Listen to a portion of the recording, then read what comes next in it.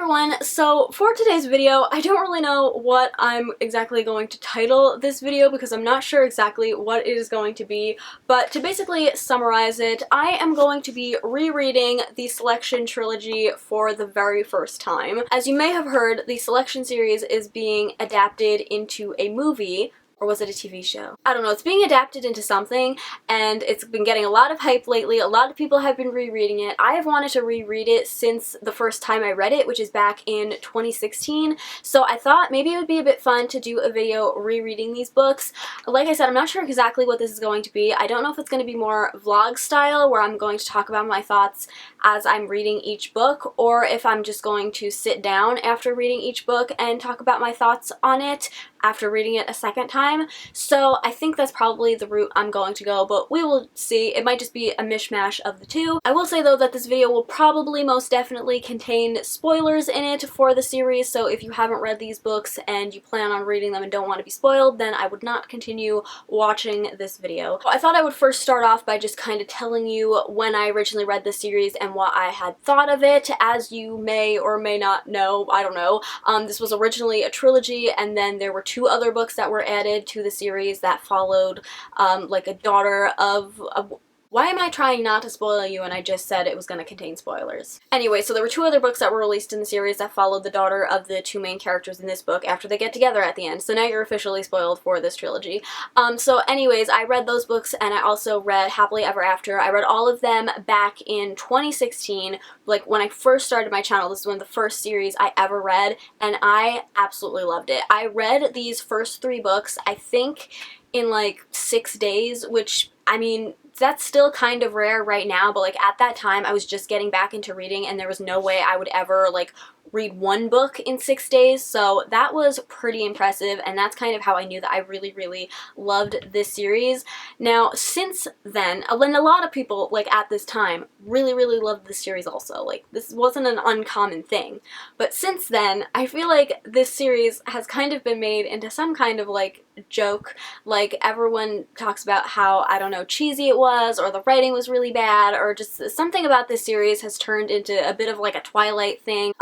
Like I said, I haven't reread it since then. I feel like a lot of these thoughts come from people who have reread the series and realized that maybe it wasn't as well written as it was at the time. So like I said, this is my first time rereading it. I've wanted to reread it since I read it, but I've been nervous about it because I heard all of these thoughts and things, and I didn't want to hate one of my favorite series. So I'm not gonna lie, I am very nervous about rereading these books because I have such fond memories of them, and I don't want those to be tarnished. So for a long time I was just like, I'm never gonna reread the series, and I will just live forever with these happy feelings of this book. But since it is being turned into a movie and I have really bad memory, I really want to remember the stuff that happened in this book. Also, I somehow convinced my mom to start reading it, so she's in the middle of reading the first book and she is enjoying it also, so I just want to be able to discuss it with her. And like I said, my memory is really bad with books, so I can't remember a lot of the like things that happened in here besides like really big plot points. So I want to give it a reread. That was a very long-winded explanation, but basically, I really love this series. I'm really nervous about reading it again, and here we go. Okie dokie, so it is a couple days later, and I have just finished The Selection by Kira Cass, so I thought I would tell you my thoughts. I would also just like to say that it is pouring rain outside, so I'm sorry if you can hear that. Also, it is sweltering hot, so I've got the fan running. I'm sorry if you can see and or hear it in the camera. But yeah, I just finished this book.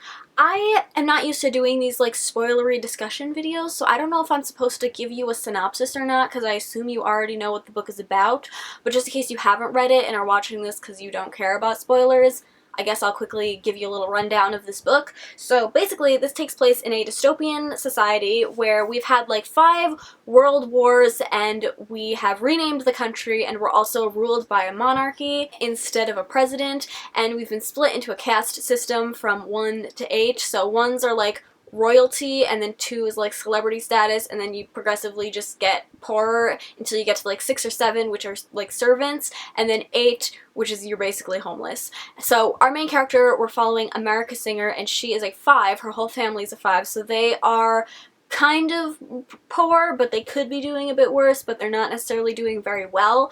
And in this dystopian society, whenever the prince comes of age to pick a wife, they hold a selection where girls are able to sign up to be a part of the selection, and then they pick 35 random girls all over the country to go to the palace and basically be on The Bachelor, but it's to be like the next queen. So we're following America Singer, and she doesn't want to sign up for the selection because she actually has a secret boyfriend that she goes and meets after curfew, which she's not supposed to do. So his name is Aspen, and yeah, they've been together for a while, but her mom really wants her to sign up for the selection because when the girls are there, their families get like a pretty nice check for however long that they are there. So her mom wants her to sign up for that reason. America doesn't want to because she feels like she already found her man, but her man wants her to sign up because he's a 6, and so if she marries him, she would be moving down in society, and oh, now it's thundering. And the whole idea is to try and like marry up in society, so he wants her to sign up for the selection because he would feel bad if she missed out on this opportunity to be wealthier because of him. So she ends up signing up for the selection, and she ends up being picked as one of the 35 girls. Right before that, her boyfriend breaks up with her because he's sad that he's poor. And then she goes off to the palace, she meets all these other girls, she makes friends with a couple of them, she makes enemies with a couple other ones, and she ends up meeting the prince while she's basically having like a meltdown, and she basically offends him, tells him that her boyfriend broke up with her, and so she's really sad about it, and she doesn't want to go home to him, but she also doesn't want to be here because she doesn't like him either.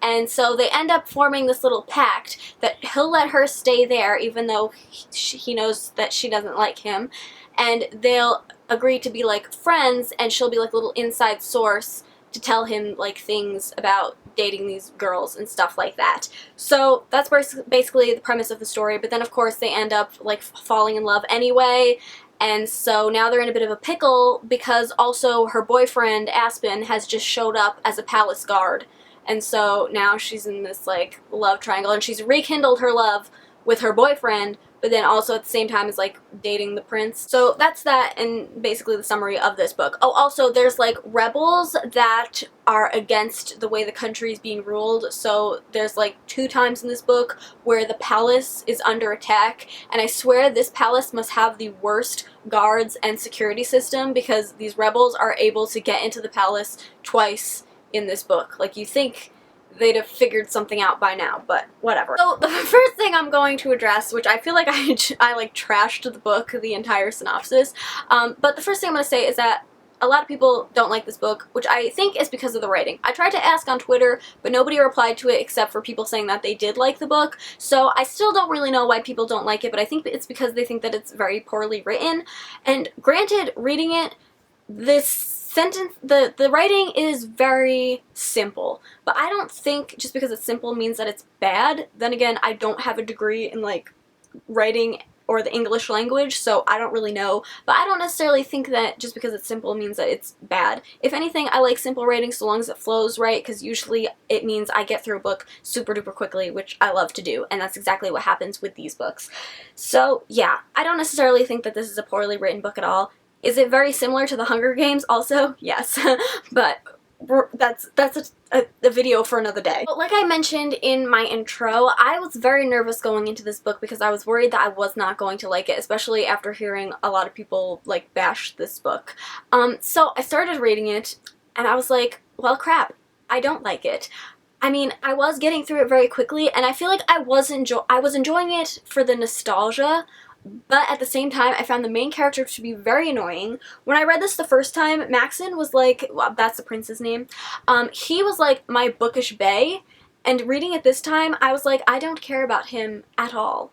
And when I remembered, like when I think back on this series, because we know I have a bad memory when it comes to books, so honestly I could remember like certain things happening, but I couldn't remember what book they happened in. And so the thing that I loved the most about the series, that I remember loving the most about it, was Maxon and America's love story. Like I just loved their love story, and that took a really long time to start in this book. So I was like, this is like taking a very long time to set up. But then they had their first kiss, and they like, their feelings started to happen, and then I was like, yes, it's happened. I'm sucked in. And I love it. Like, I don't usually like to talk about ratings on my channel, but when I rated this the first time around, it was like 5 stars across the board. This time, I'd probably give it 4 stars just because, like I said, it took a little bit to get into, but once we got to that, like, love story, I was totally back into it. So if I was to rate it this time around, I'd probably give it a 4 stars. A lot of that might also be because of the nostalgia factor of it, so if I was reading this for the first time, this probably would have been more of a 3-star read. I don't know how the second books are going to go. I mean, the second and third book, because they are going to be more focused on their love story, so I'm hoping I'll get into those ones a lot quicker. I just started the Elite. I'm like 20 pages into it. So yeah, so far it had a rocky start, but we've gotten back into it, and I'm enjoying it. I feel like this was a very stupid discussion, and I didn't really plan out my thoughts well, because I didn't plan my thoughts at all. I just started talking. But yeah, that's all for now. Like I said, I just started the Elite, so when I finish that one, I will talk to you about my thoughts on that one. But so far, like I said, it had a bit of a rocky start, but then I got into it again because I just think the love story in this book is what really, like, sold the series for me. So yeah, that is all for now. I will see you again when I finish the Elite. Hello! So, welcome to the same video you were already watching. I don't know where I was going with that. So today I am going to be talking about the Elite. So I finished this a couple days ago. I probably should have talked about it when I finished it, when all of my thoughts were fresh, but I just didn't get around to filming it until right now. So now we're going to talk about it. I will tell you, like I said, I finished this a couple days ago, so I'm actually halfway through the third one. And here's the thing about these books. I'm just pulling my notes up on my phone, which is why I'm looking down.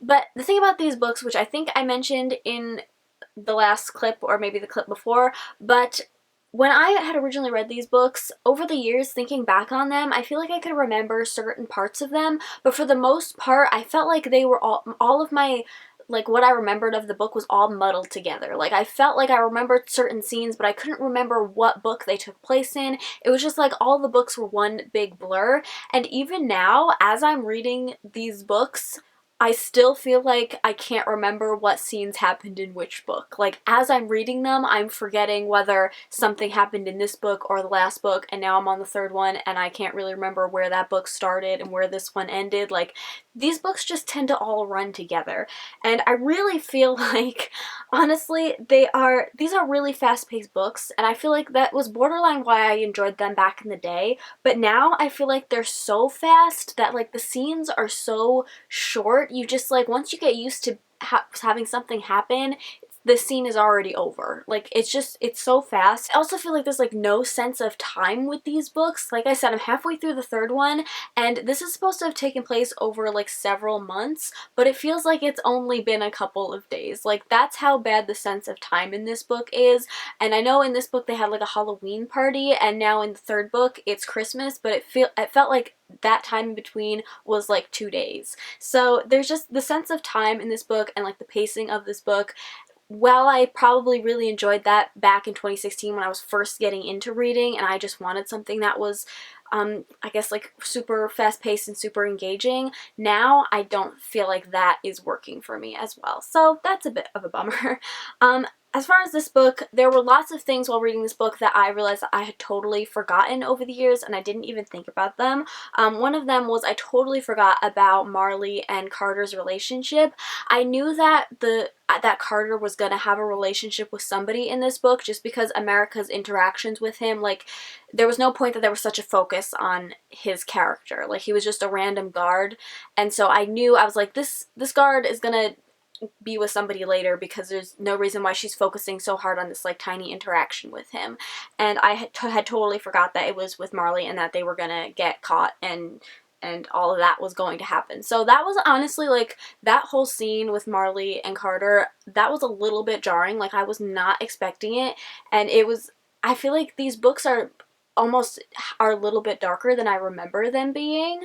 Not that they're still, like, super, like, violent or gory or anything like that, but it's not quite as lighthearted as I remember it being. Also, this book just threw me completely for a loop because I had mentioned this before, that this book has a lot of similarities with the Hunger Games, and one of those similarities is the love triangle that we have going on. So obviously America is very much the Katniss character, and then we have Aspen, who in my eyes was like Gale, and then Maxon was like Peeta. And when I originally read this series, I remember I just loved America and Maxon together, and I hated Aspen because in my eyes he was just like Gale, who I absolutely hate. No offense if you're into him, but I just remember absolutely hating his character and just 110% rooting for America and Maxon to get together. Reading it now, I am like borderline rooting for Aspen. Like in my eyes, I just feel like it makes more sense for her to be with Aspen. And I know like in the third book, which I don't know why I constantly feel the need to say I'm about to say a spoiler, but I feel like we've gotten way past that part already, but I'm gonna spoil for the third book. I know that she like doesn't love Aspen anymore by the third book, and that he ends up with Anne at the end, which I remember that kind of bugged me, but we'll get to that when I'm talking about the third book. Anyways, so I know that she like says in the third book that she doesn't like him. Like, I don't know, for me it makes more sense for her to be with Aspen. Like, just the kind of interactions that she has with him versus the prince. I don't know why Maxon rubs me the wrong way reading this a second time. Like, I just have so many problems with their interactions, and I just feel like it made more sense for her to be with Aspen. So it's so weird how my views like completely changed reading this for the second time. So yeah, that was just completely threw me when I was reading this book, and I was like, wait a second, I kind of like Aspen better. Another thing that kind of came to my realization with this book was how confused I am about the caste system. So from what I got from this book, basically when the girls are picked to be in the selection, if they're, I think, anything lower than a 4 or lower, they automatically become a 3. So that's like right under the kind of like celebrity status. So like Celeste, who is a model, is like borderline celebrity, I guess, and she's a 2. But then the guards, because in this book Aspen is a guard, he automatically becomes a 2. So the guards are on like the same status as celebrities, and they're like one notch lower than royalty. And the people who are chosen for the selection, who are told like afterwards that they're almost like celebrity status. Like if you're chosen for the selection, it seems the way they talk in this book, like even afterwards if you don't get picked, people are still like follow them around and are like, we're still really into them. So how are they one step lower than just like a palace guard? It doesn't really make sense to me. And also she was still so borderline on the fence about Aspen in this book, and you would think that now he's like a 2, he can like provide for her like he's always wanted to, which even though I am rooting for Aspen, I still don't think what he did in the first book where he just like dumped her and was all having like a pity party about the fact that he was poor and couldn't support her. I still don't support that, but I still think it made more sense for America and Aspen to be together, is more what I'm saying. Not so much that I'm rooting for him as much as I just feel like it makes more sense for them two to get together than her and Maxon. So yeah, the caste system just really confused me. Like, that just doesn't make sense to me that like a random guard would be moved all the way up to a 2, whereas people who are in the selection are moved up to 3s. Like, I don't know, that just, it doesn't make sense to me. I feel like I really dragged this book right now, but I still, like, I enjoy it, but I feel like what I'm enjoying about it is purely nostalgia. Like, if this was my first time reading this book, I don't think I would enjoy it. I'm almost borderline feel like I'm enjoying this one less than I enjoyed the selection, which I'm pretty sure when I read this the first time, it was the opposite. Like, the one was my favorite, and then this one, and then the selection. Like, for me, that series just kept getting better because I loved America and Maxon's relationship.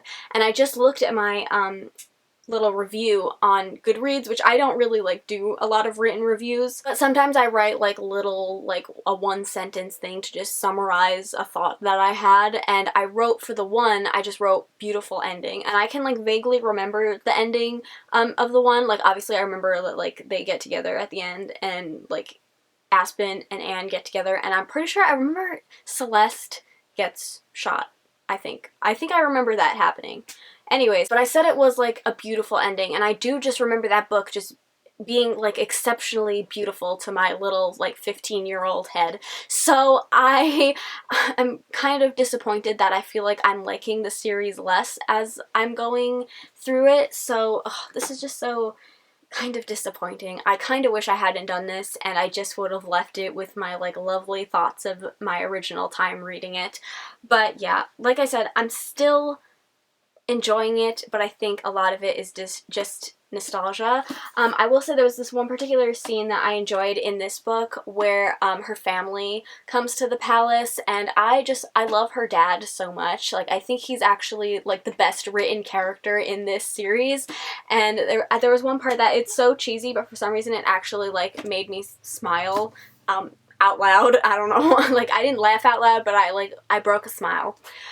Is the part when she's talking to her dad in the hallways, and she talks about there being like secret places in the doors, and like if you knock over a flower pot it might open a trap door underneath you, and I just remember her dad was being like really funny about it, and it made me like actually smile because I just really enjoy his character and I thought it was pretty funny.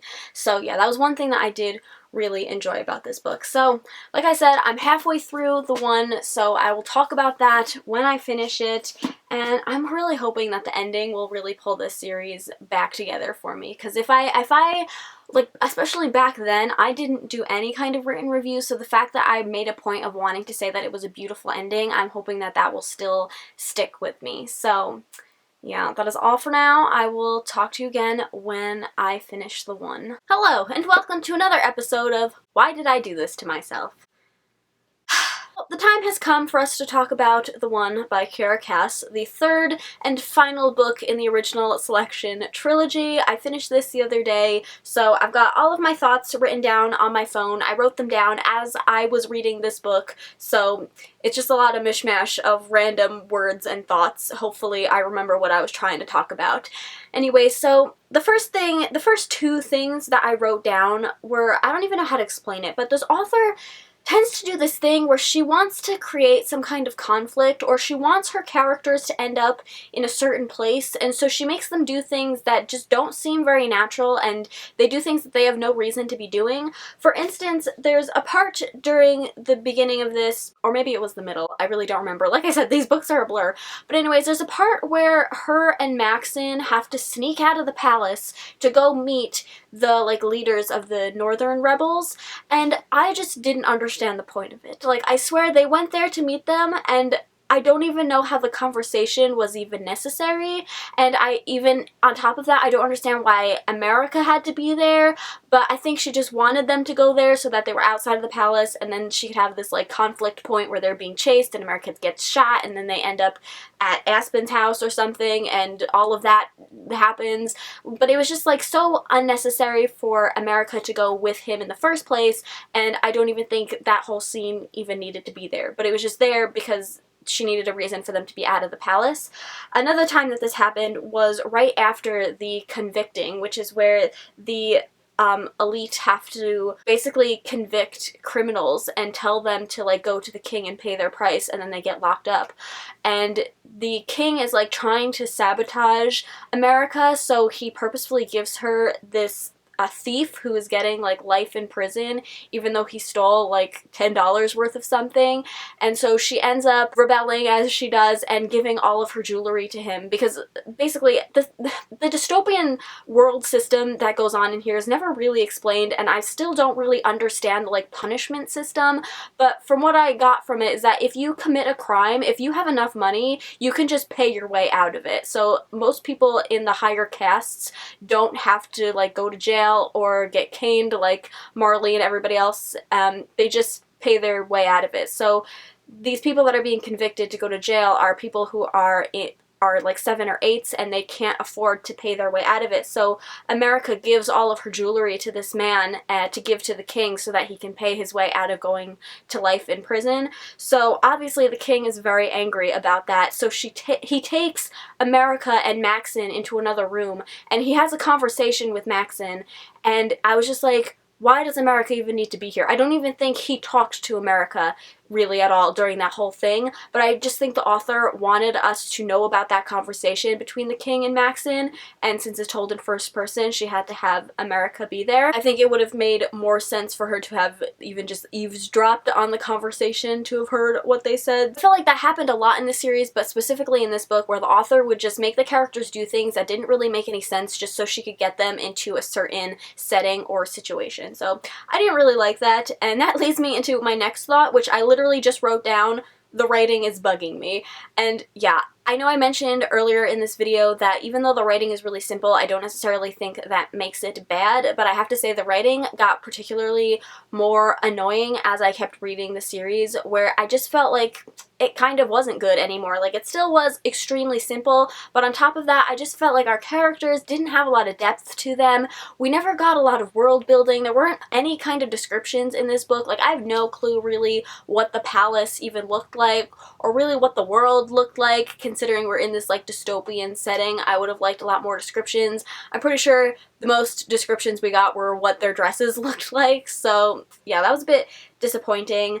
Then we get to a part, because I know I've been like basically just saying everything I don't like about this book. There was a part that I did like, and that was the tea party scene, which is where all of the girls, there's going to be a tea party and all of the girls can invite 2 guests, and it's supposed to be them like showing off what kind of connections that they have that could be good for like the palace to have connections with other countries. And this was literally, the scene was the only smart thing that I think America did in this entire series, and she invited, I think, the princess of Italy and then the like female leader of the rebels and got them to talk, and that was like the only smart thing that she did throughout this entire series. And then we get to my favorite scene in this book, slash maybe the whole series, and that's when Celeste and America have basically talked it out, and they're friends now, and all of them have talked it out, and they've decided that they don't want to be against each other anymore. They just want to support each other, and they want to win fairly, so they're all friendly now, and they're in the, was it called the women's room? I forget.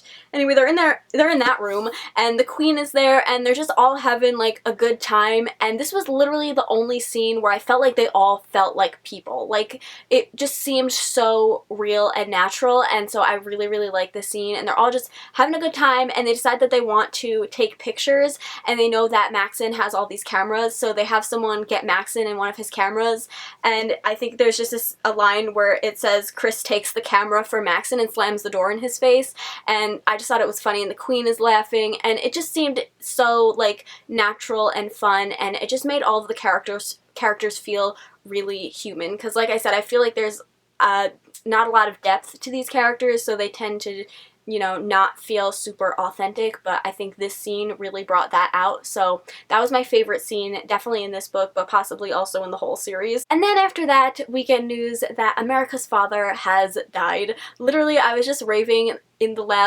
talking about the last book about how much I liked her dad, and now he did.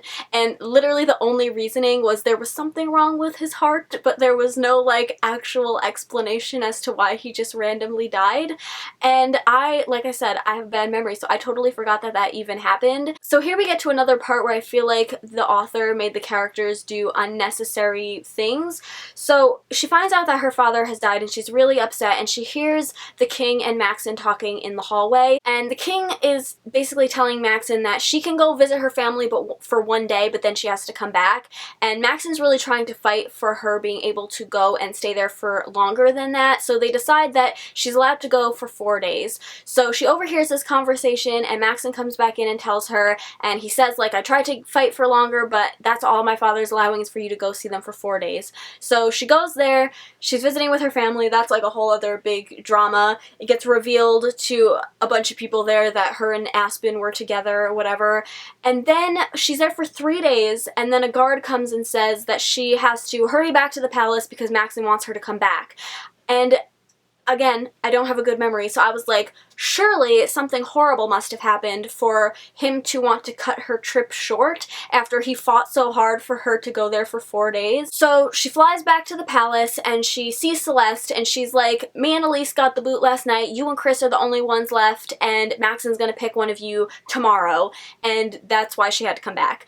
which just, again, it doesn't make any sense to me, because why would he fight so hard for her to go there for 4 days, for him to call her home early? Like, surely he could have waited one more day to do that. So that was just another thing that I was like, that doesn't make any sense. Another funny thing I just wrote down in my notes was that it's kind of a common joke now that YA authors like to use this line where it's like, I released a breath I didn't know I was holding, or she released a breath she didn't know she was holding. But at least twice in this series, it might have happened more and I didn't catch it, but at least once in here, and I think it happened again in the first book, she uses the line, he released a breath I didn't know he was holding, and that just seems so much stranger. Like, I can borderline understand from a first-person perspective, like releasing a breath and not realizing that you were holding your breath and then making a point of like writing that down, but like taking note of somebody else, like I've never seen somebody exhale and thought to myself, they were holding their breath. I just thought that that was really funny. It took that cliche YA line to a different level. So anyways, back to the story. After she gets called home from that, she ends up telling Maxon that she decides that she does love him, because basically the whole conflict with this whole story was lack of communication and people not wanting to speak up and say I love you first. So basically Maxon has told her throughout this whole thing that he is totally willing to make her the one and send the other girls home if she will just say that she loves him even a little bit. But at this point he still isn't sure if she would rather be with her other boyfriend, who he thinks is still like back at home but she knows is a guard in the palace now. But he's said that he's totally willing to send everybody else home if she will just admit that she wants to be the one. But she refuses to admit and say I love you first until he does, because she still isn't sure about like all the other girls being there when he's already explained it to her so many times. But anyways, when she gets back from this whole thing and she knows that it's just between her and Chris, she decides, actually I think he might say at first that he loves her, and he like gives her family a home right next to the palace so that they can be close together. And so they admit their love for each other and they almost do the deed as well, but then he's like no, and then whatever. And then there's this line where I feel like this book really tried to be humorous at times. She says, what am I supposed to call you? And he says, your royal husbandness. It's required by law, I'm afraid. I feel like the author really thought that was like comedy gold right there. That happens, and I finally feel like the story is going somewhere, and then of course America has to fudge it up within the next 5 pages, and literally right after that she is like hugging Aspen or something like that, and Maxon comes around the corner and sees them, and he just does a complete 180, as he should, and is like, never mind, I am not going to marry you, and he's very upset about it.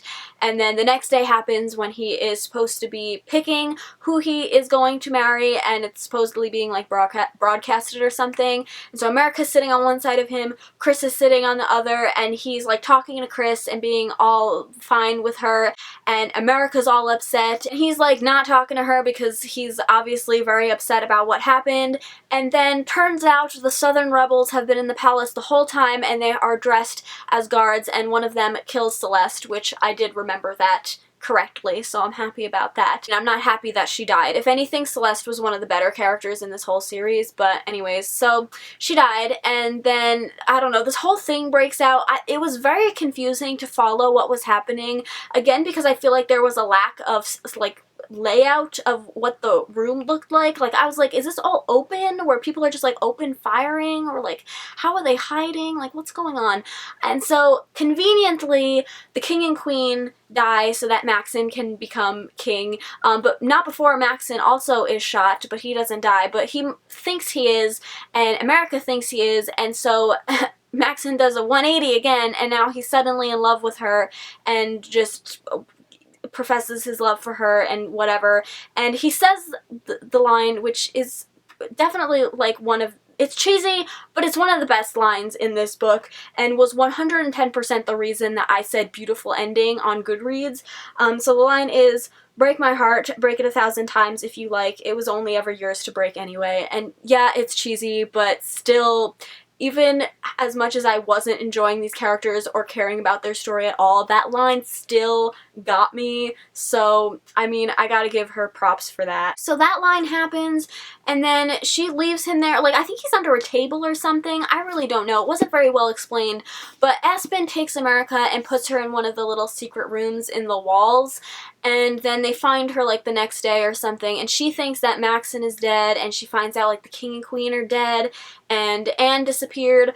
So that's an embarrassing thing. So I know that I remembered that Celeste died. But for some reason, I thought for sure that Aspen and Anne ended up together. Like, I don't know if it's a Mandela effect or something, but I distinctly remember them two ending up together. But turns out Anne disappeared. That's what they said. It was like, it wasn't she died, she disappeared or something like that. It was really weird wording. But Aspen ends up with Lucy, which, I mean, yeah, I guess that's fine, whatever. And then she does find out that Maxon isn't actually dead. And then they get married, and she says the line as Aspen is walking down the aisle with her, "Just don't let me fall, okay?" Which I'm pretty sure is the exact same line that Bella says to her father in Breaking Dawn, so I just thought that that was funny as well. So yeah, that basically sums up this series. I regret doing this, honestly. I should have trusted my instinct, which told me to just leave this series as it was and just remember it with all of the positive memories that I had.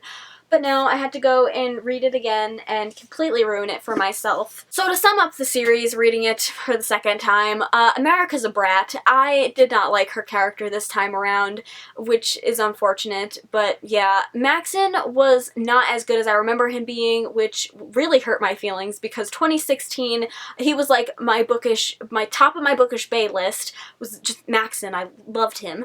And then Aspen, you know, I feel like it made more sense for America to have ended up with Aspen, but that doesn't necessarily mean that I liked Aspen better. Frankly, I feel like his character was just there for conflict because love triangles. Frankly, I was really hoping that I would read this series and not necessarily love it as much as I did before, but I was hoping it would be just as much entertaining, but it really wasn't as entertaining as I remember it being, and frankly, that's the most upsetting part of all. Would I still recommend this series?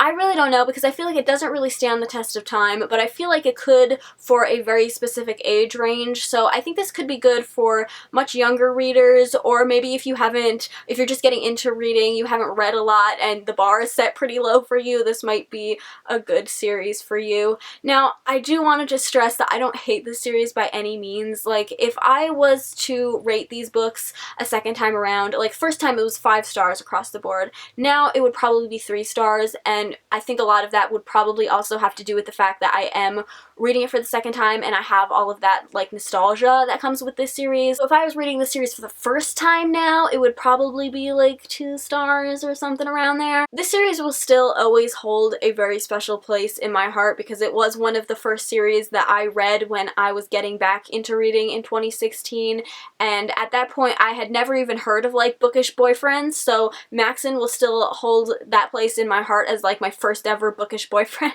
So yeah, that's I'm not upset about it.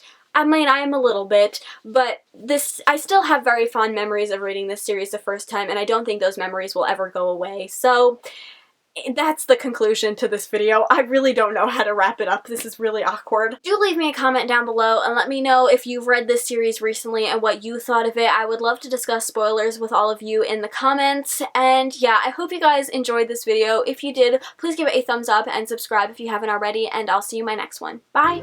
You hear that, Samson?